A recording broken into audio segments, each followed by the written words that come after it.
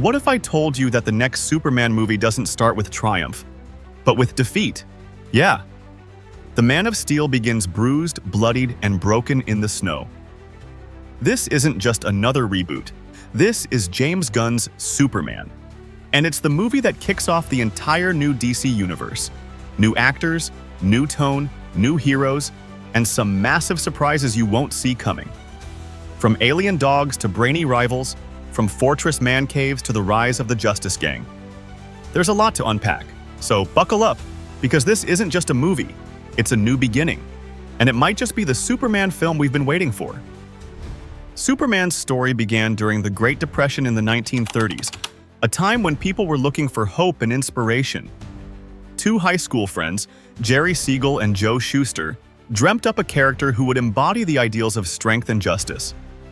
The idea of an all-powerful, godlike being was partly inspired by science fiction stories like John Carter of Mars and characters from mythology, like Hercules and Samson, known for their immense strength and heroic deeds. But what about Clark Kent, Superman's mild-mannered alter ego? For his everyday persona, Siegel and Shuster looked to two different influences. Clark Kent's name was inspired by Hollywood stars of the time, Clark Gable and Kent Taylor. They also wanted to contrast Superman's larger-than-life persona with someone more humble and relatable. Clark Kent's character, shy, awkward, and often overlooked, was partly based on Jerry Siegel himself, who saw a bit of his own personality reflected in Kent's unassuming demeanor.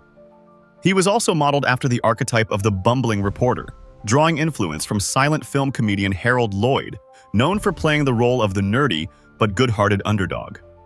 Together, these inspirations helped Jerry Siegel and Joe Shuster craft a character who could walk among humans unnoticed as Clark Kent, but transform into the world's greatest superhero when needed.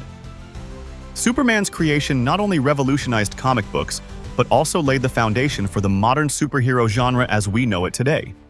Their initial concept of Superman was as a villain, but they soon reimagined him as the hero we know today. After several rejections, Superman made his first appearance in Action Comics Issue 1 in 1938, published by Detective Comics, which would later become DC Comics. This issue featured Superman on the cover, lifting a car over his head, an image that would become iconic. The character was an instant hit, ushering in the golden age of comics and making superheroes a mainstay in popular culture. Superman was unique for his time, an alien with godlike abilities living among humans, yet choosing to use his powers for good.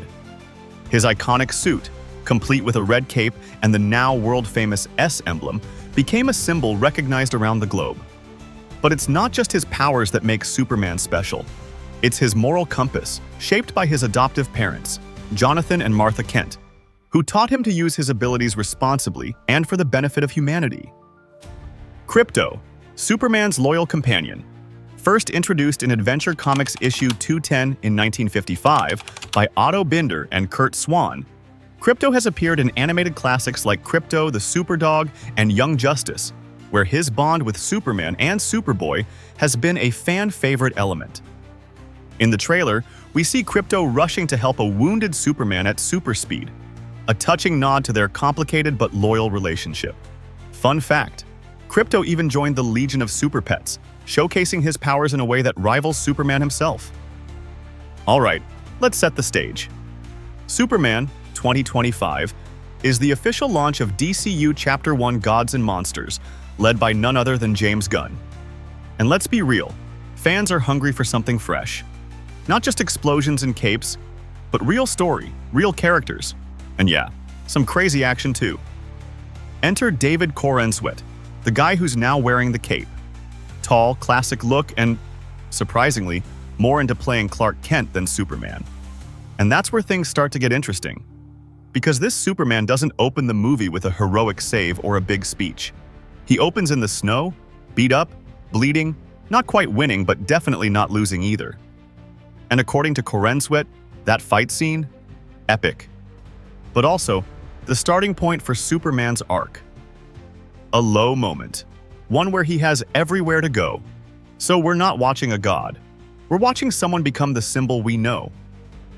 And that's honestly way more interesting. Now here's something I didn't expect. Corenswet says he was way more excited to play Clark Kent than Superman.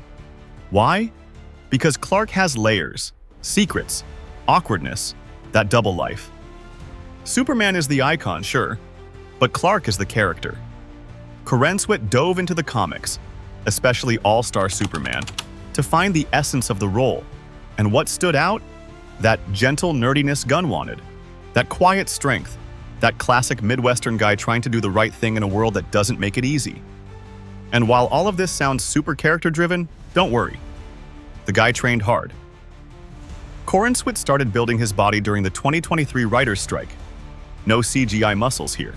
The man earned the suit. And speaking of suits, Superman's Fortress of Solitude is back. But this time, it's not some cold alien temple. It's a full-blown man cave. Seriously. Designer Beth Mickles says it's filled with trinkets, gadgets, and Silver Age-inspired details. Think classic comic book energy, but updated for a modern world.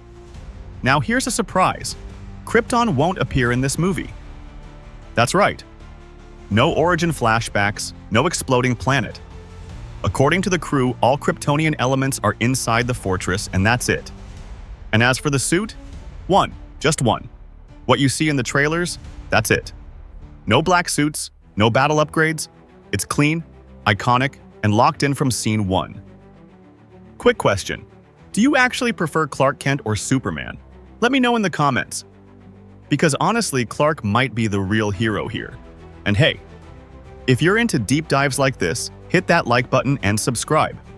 We've got more videos coming with breakdowns of the villains, the new Justice Gang, and what this movie really means for the DC Universe. Alright, let's keep going. Let's talk about the Daily Planet crew. Because this movie's not just about capes and powers, it's also about people, especially the ones who keep Superman grounded. First up, Lois Lane, played by Rachel Brosnahan. She's not just a reporter here, she's sharp, driven, and not afraid to call Superman out when he's being short-sighted. Their dynamic? It's not lovey-dovey. It's tense. Lois wants Superman to do good, but she also wants him to think before he acts. And that brings a lot of depth to their relationship. Now let's bring in Jimmy Olsen, played by Skylar Gisondo. Fun fact, he actually thought he was auditioning for Superman. Yeah, totally missed the Jimmy on the script pages. But it worked out because now we've got a photographer who's loyal, energetic, and, let's be honest, a little clueless. Especially when it comes to figuring out Clark's secret identity. The rest of the Planet staff includes Perry White, Wendell Pierce, Kat Grant, and Steve Lombard. Each one adds some fun contrast to Clark Kent. Steve thinks Clark's boring. Kat might have a little crush. And Perry? He just wants the story. Now let's get into the superhero side of things. And yeah, it's bigger than just Superman. We're talking about the Justice Gang. Not the Justice League yet, but maybe a prequel version? This team includes Guy Gardner, a Green Lantern with attitude, Hawkgirl, aka Kendra Saunders, and Mr. Terrific, aka Michael Holt. And let me tell you, Mr. Terrific is a standout. Played by Eddie Gathegi, this version of Terrific isn't just smart. He's the smartest guy in the room. But he's also complex. Gathegi says Superman thinks they're best friends. But Terrific? He sees Superman as a bit of a dork. Their relationship is weirdly awesome. Terrific fights for the same ideals, but he's more cynical. And get this, he apparently connects to every major hero in the film. Yeah, he's the glue of the Justice Gang. And his rivalry with Lex Luthor, let's just say, Battle of the Brains incoming. Alright, time to talk villains. Because no Superman story is complete without Lex Luthor. And this time, he's played by Nicholas Hoult, the same guy who almost became Batman and Superman in other projects, but honestly, he was meant to play Lex. Hoult says Lex starts this movie with all his plans already in motion. We're basically playing catch-up while his schemes unfold, and unlike past versions, this Lex isn't mad at every hero. He's laser-focused on Superman. Why? Simple. Superman's an alien, and Lex doesn't think aliens should be interfering in human affairs. He doesn't trust Kal-El, and he's not subtle about it.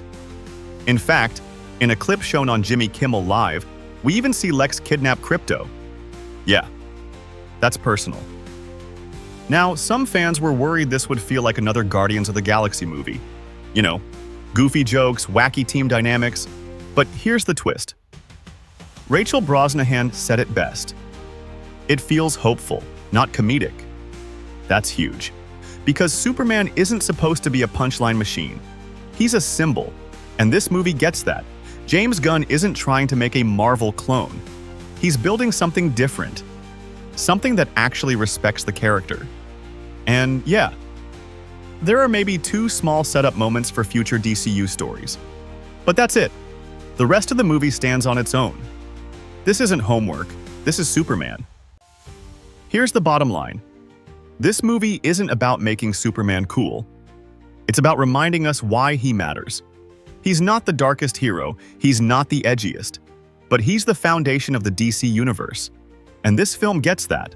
From the snowy opening to the man cave fortress, from Clark Kent's awkward charm to Mr. Terrific's sarcasm, from Lois Lane's challenge to Lex Luthor's obsession. This is a Superman film that respects where he came from and sets the stage for what's next. So here's my question for you. Will this be the Superman movie that finally gets it right? Will this be the moment the DCU finally finds its footing? Drop your thoughts in the comments. Seriously, I want to hear them. Which character are you most hyped for? Lex? Mr. Terrific? Hawkgirl? Let's talk. And hey, if you stuck with me till now, you're definitely one of the real ones. So do me a favor. Like the video, hit subscribe, and turn on those notifications. Because we've got deep dives coming on All-Star Superman, the history of Lex, the Justice Gang origins, and so much more. This is just the beginning. And if Superman is leading the charge, we'd better keep our eyes on the sky.